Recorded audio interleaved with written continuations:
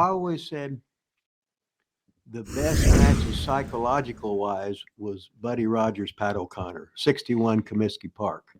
That's awesome. Okay. Now speak up and get loud. Now, Come on. the best match I ever saw on TV when I'm just casually watching it was Ric Flair against Terry Funk in an I Quit match. Wow. That surprises me. Because, well, Terry Funk, he's one of my top two ever, you know. And he's just so out there, such a character. The intensity, his facials, he's just so good.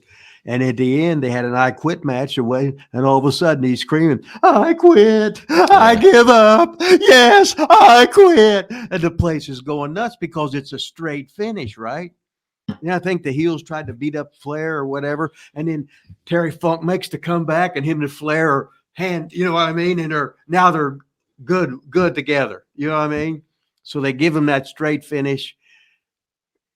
And Funk put Flair over big time, and then they're together again, and everybody's happy. So it all happened that night? Oh, yeah. Oh, did it really? Uh-huh. Wow. So what was the first one? At Comiskey of Pat O'Connor? Oh, it's Pat O'Connor against Buddy Rogers. Now, did you actually see that on it? No, on it? It's on YouTube all over the place. All right. That's what I was wondering. Yeah, 1961, Comiskey Park. They had about 38,000 people there. Every cover was a pin unless Rogers got his foot on the rope. Oh, really? Yeah, this is for all you people have to do your false finishes. Fuck you. It means you don't know how to fucking work. Oh, it's got to be 2.9. Then you got to go, on each one. Well, there was none of that. Excuse me.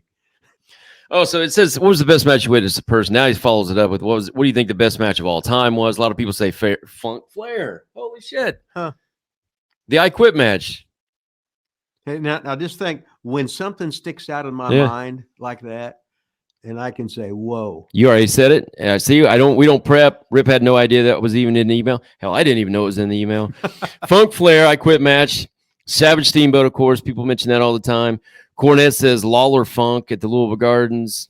Well, do you know that match? It could have been multiple matches. Yeah. Yeah, well, they would have took it around the loop, right? But when Funk and Lawler was money, because they were the same generation. You know what I mean? And Terry Funk was they made him world champion. He was so good. They made his brother world champion. He was so good. His dad was a promoter. He was in the business his whole life. So he had that mentality.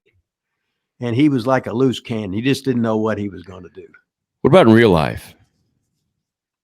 Well, I remember when we was in Germany, he come over to me and Regal's Caravan, was just telling stories all night and was drinking beer. We just sit there. So he was nice? Oh, he was just nice. Just a normal guy. I remember as a kid, when he came to Memphis. You were scared to death of him. Oh, God, yeah. Yeah, he was like a nut, wasn't he? Now, when I got older and he was older, doing a lot of that crazy stuff with like Mick Foley and stuff, you know, he was just older then. He still just did a bunch of crazy shit. But when I was a kid, now, did he come with the branding iron? Was that him ever in Memphis? Oh, yeah. Did he have the branding iron? Uh-huh. He'd hit you with the branding iron, or they'd do a thing where like they burn you with it or whatever. He'd stick it in you.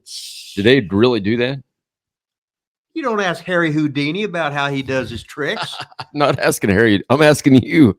I'm not asking Terry Funk. I don't want to know how they do it. You don't. I just act like, he burned. Sure looked like it. I remember they did that. And then I remember, God, I can't remember if it was Chavo Sr. It would have been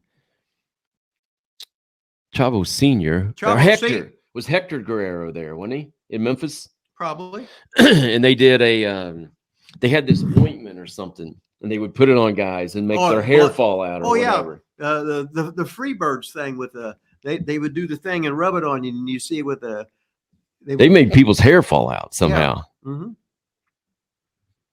Is that a Harry Houdini question too?